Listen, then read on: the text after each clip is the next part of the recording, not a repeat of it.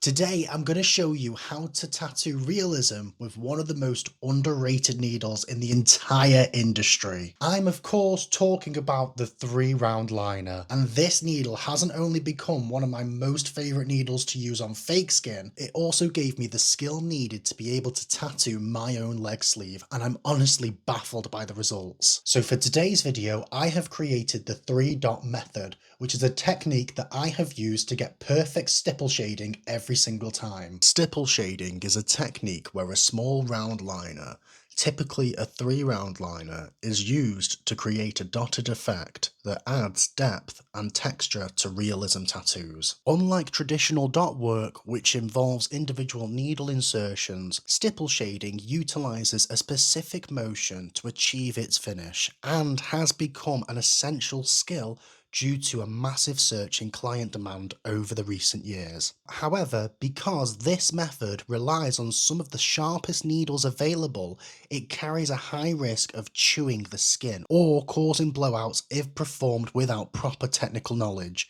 These needles may appear dainty, but with the wrong setup, these can easily slice through tissue like it's butter. A lesson I learnt firsthand from a permanent mistake on my own ankle. And when you follow this formula, you will have the opportunity to create amazing tattoos. And also by the end of this video, I have a special treat for you guys, because not only will I walk you through what I learnt when doing this on myself, what I'm happy with and what I would do different going forward, I will show you some of the best artists online today that will show you how a master with years of experience uses this technique. So for the first step, you want to make sure that your voltage is relative to your hand speed and your machine stroke. Now I have both a fixed stroke machine, and recently Mast have provided me with an interchangeable stroke machine. If you would like the same machine as this, then click the link in the description and head on over to the Dragonhawk website, where you can get 10% off with the code JACK10. Now because I learnt this technique whilst using my fixed 4mm stroke machine, I'm only going to be referring to settings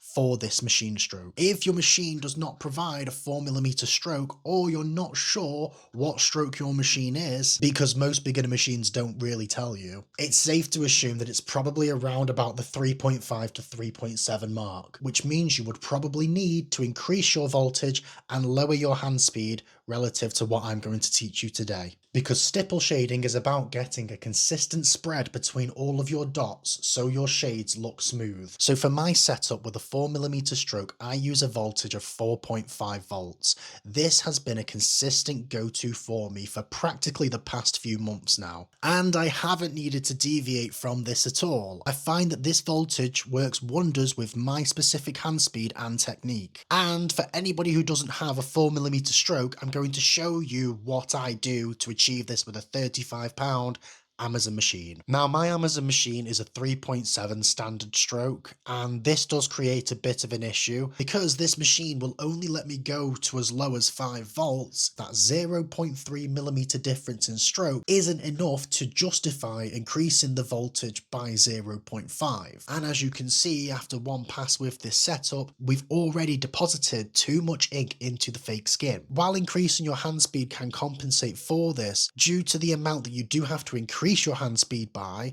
I can guarantee you this will hurt the client more and you'll lose your control when performing this technique. Unless you're able to plug your machine into an external power source, which will give you more control basically. This will allow you to lower your voltage of your entry-level machine down to the required 4.5 volts. So you can still practice this method without having to fork out for a new machine. And if you don't know what stroke your machine is, just check the post that you purchased it from, because in the description it should tell you.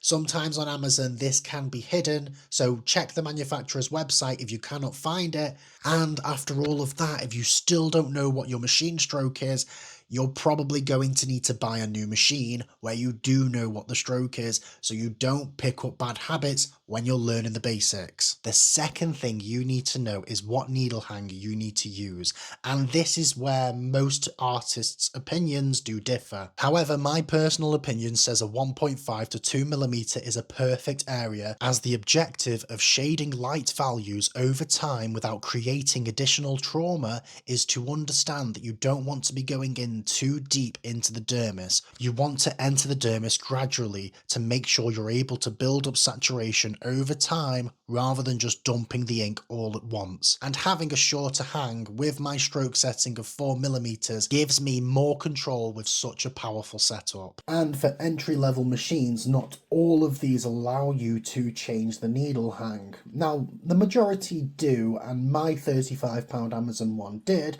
However, it was something that I wasn't aware of until I purchased a more professional machine and realised how to change the needle hang. So, just want to make it clear, if you aren't sure how to change the needle hang, this is by taking the bottom of your machine, the grip, and twisting it. Now you will feel it click as you're twisting it, and this is how you're able to change your needle hang to different measurements. However, if you do screw it off too far, you will feel that it stops clicking and you're basically just dismantling the machine at that point. The third thing to know is your technique, and this is where it should be small consistent circles, making sure your hand speed is steady throughout. When the area is bigger, you may want to slow your hand down to be able to compensate, and when the space gets more narrow, you want to be able to increase your hand speed to maintain the same tone throughout. Otherwise, you risk having inconsistent shading, and once you've gone too far, you cannot take it back. And if you're struggling to perform this circular motion, then it most likely means your grip is either too thin or too thick for your hand. If the machine grip is too thick, then you're most likely wrapping too much vet wrap around the machine, and if it's too thin, you're not wrapping enough vet wrap around the machine. This is why you should always make sure that your grip is personalised for your specific needs so that you can make sure you're performing these techniques with ease. Now, I've been building my own leg sleeve for the past few months now, and I've been tattooing it on my actual thigh piece by piece so that I can learn throughout each and every session, and so I've got real skin practice every single day, albeit short sessions. And you know what? I'm very happy with how it's gone. There's been no scarring, no blowouts, and everything feels like it's healing a lot quicker than usual tattoos do. There's a few places that I do want to go over when it's fully healed, and I am sure that when I call it a day there will be mistakes, and I will pull it all apart on camera the day that it's finished so you can learn the mistakes at the same time I do. When it came down to the tattooing side of things, I was honestly so happy with how I had been handling it. The only thing that I personally think let me down was the stencil process and the outlining that was on my thigh. As you can see, the outline that I left for myself on my thigh was not very helpful for me when I came to shade. And if I didn't have prior art experience or the ability to draw, this could have gone very shit very fast. But I'm happy that it didn't. And don't get me wrong, it's not professional level, but let's be honest, there's about 15 to 20% of artists in the industry that are selling art that isn't up to this quality. But yes, this technique is one that I love, and it's been my go-to for months now. A professional who has mastered this technique and basically does this on clients every single day is John Nelson from Unseen Level. If you want to see a professional do this technique on video, then check out his account, because honestly, it's a goldmine for beginners. So yeah, that's it for me today, guys. I really do appreciate your time. If you did like the video and you did learn something, then please do follow and smash the like button, and I'll see you in the next one.